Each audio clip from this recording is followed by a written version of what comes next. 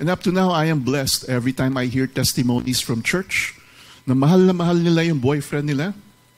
Pero dahil lumalalim sila sa Panginoon at kinukonvict sila ng Holy Spirit, sinasabi, yung inyong relationship ay hindi na pleasing sa Panginoon dahil nagkakaroon kayo ng immorality, natutukso kayo.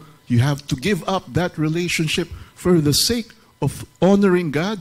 Kahit mahal na mahal nila yung boyfriend nila, saan nila nakukuha yung power na i-break at wakasan yung relasyon? It's because they love God more. More than their boyfriend, more than their girlfriend. Yun yung pinaka-importanting love na kailangan nating sikapin na talagang i-observe at ipamuhay sa ating sarili, sa ating tahanan, sa ating mga anak. Nahigit sa pagmamahal sa sarili natin, more than our feelings, kasi yung mga nababalitaan ko na mga nakipag-break sa mga boyfriend nila, they were at the height of their feelings. They were madly in love with their boyfriends. But where do they get that power to break up, to end that relationship?